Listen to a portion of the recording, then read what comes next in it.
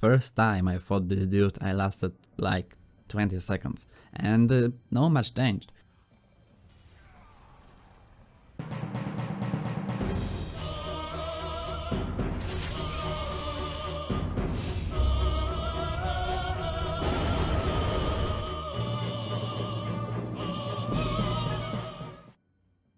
Here is the first boss of a From Software Souls games saga. So it's kinda a tutorial boss not only for this game but for everything else that in 2009 was yet to come.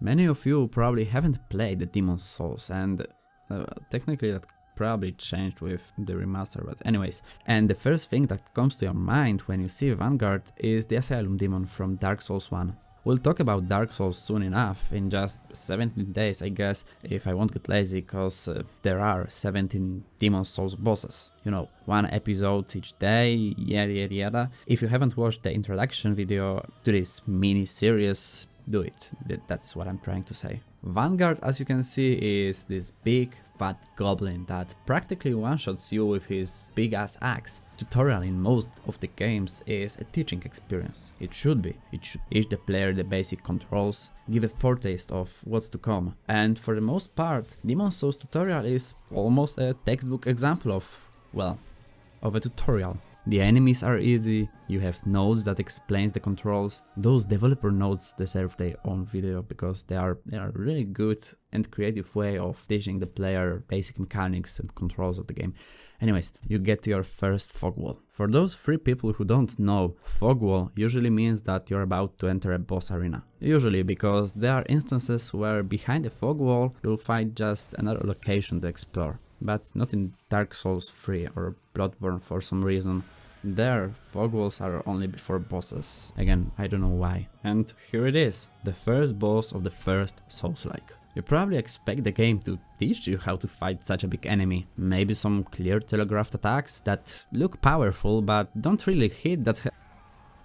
Well, at least this boss isn't that far from the bonfire. Oh, okay. You're not allowed to retry this boss, that's the twist. You're dead, you lost, deal with it or not. This is the reality of the Demon's Souls. This boss is a really good tutorial boss. Yeah, I know I sound like H-Bomb in defense of Dark Souls 2, but stay with me. He is a good tutorial boss because he teaches you something much more valuable than explaining the controls or how to beat the basic enemies.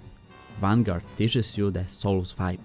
The Souls philosophy. He puts the player into this mindset that we, the Souls players, know so well. It's okay to die. It's okay to lose. Yeah, but doesn't every first boss teach you that? Eudex Gander, Cleric Beast, Asylum Demon, and I don't even mean the first boss in Souls games. I could probably list some bosses outside the Souls-like genre, so what's so unique in Vanguard? Well, you not only lose time you spend getting to the boss and then fighting it, you've lost the opportunity to fight the boss. Like at all, this fight that you might have or might have not win on subsequent attempts is lost forever, at least on this playthrough. For me, it is strangely similar to how you have only one shot to reclaim your lost souls, die again and they are lost forever. Vanguard is brilliant because he is honest, but in a subtle way. Not in your face like Dark Souls 2 was with its cheap cinematic at the beginning. You lose your souls. All of them. Over and over again. Vanguard almost tells you, oh, you died? You've lost one and the only opportunity to defeat me? What? You don't like that? Failure doesn't motivate you to get better? Goodbye then. It just appears that this game isn't for you. Maybe he wouldn't be so smirky about it. I don't mean in a bad way this game isn't for you. It's not for everyone. Not everyone has to enjoy it. Not everyone gets motivated by the failure. As to the fight itself, it's pretty simplistic and kinda boring, to be honest. It probably wasn't designed to be actually, fought. The demon can swing his axe left and right. If you get too close to his ass, he will use his tiny little wings to rise a few meters up and then smash to the ground. He hits like a train. Each attack takes about 90% of your total health, so you have to be very careful while fighting it. And what do you get as a reward if you manage to defeat him? A great demon soul, which is worth 1500 souls, and some upgrade materials for a head start. And for dessert, even if you kill him, you'll soon be insta-killed by the dragon god. Probably the best strategy to beat this dude is to use some kind of a ranged spell. Stay to his right, and if you position yourself correctly, you don't even need to dodge his axe swings. Bait this attack where he flies up and then smashes onto the ground. You can then quickly close the distance and smash him a few times. I warn you, you'll need a lot of patience to finish him off. This is really an endurance fight.